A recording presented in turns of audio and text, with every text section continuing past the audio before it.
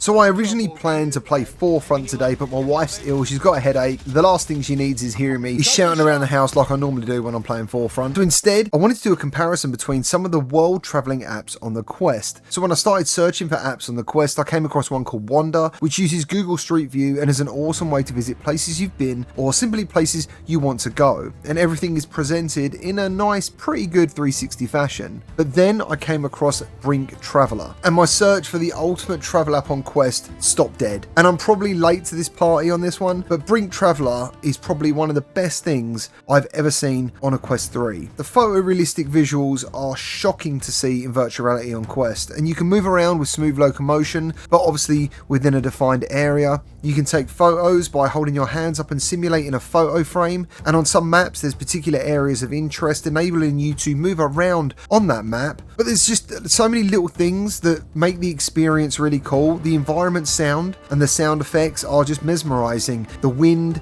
the sea, birds, there's thunderstorms off in the distance, and you just find yourself sort of staring, looking at this stuff. And you can also view all of these maps and environments in daytime or in the sunshine or at night. And it's just hard to believe what you're seeing is actually purely powered by a standalone VR device. Everything is physical to the touch too, which was a massive shock. And there's like odd bits of rock you can pick up and throw around. And if you use controllers versus hand tracking, you get a slight bit of haptic feedback to everything you touch. It's little things like this that just blew my mind. All the maps have to be downloaded, unfortunately, and they range from 300 megabyte to 600 megabyte.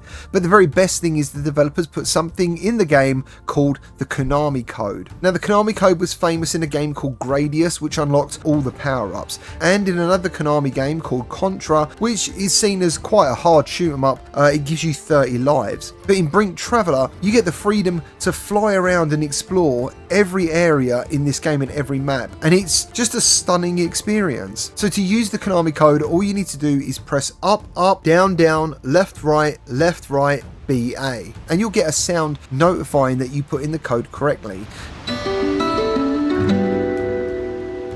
Now, I couldn't input the code on the left controller, I could only input it on the right. And I don't know why that's the case, but that's what I found in my experience. Doing this is kind of like unlocking God mode. But be aware, it also breaks the game, because when they do take these photos of these environments and scan them all in, there's obviously parts of the environment they haven't taken photos of. And these parts were obviously never designed to be seen in VR.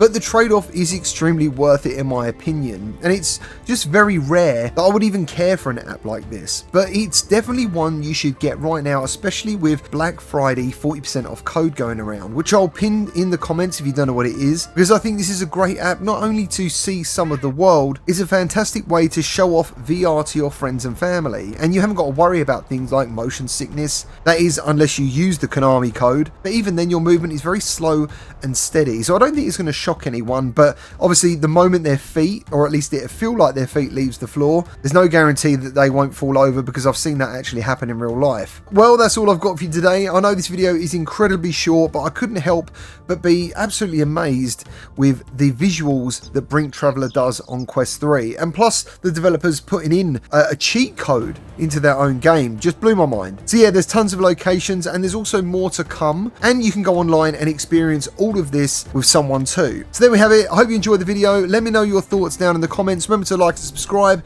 and I'll see you on the next one.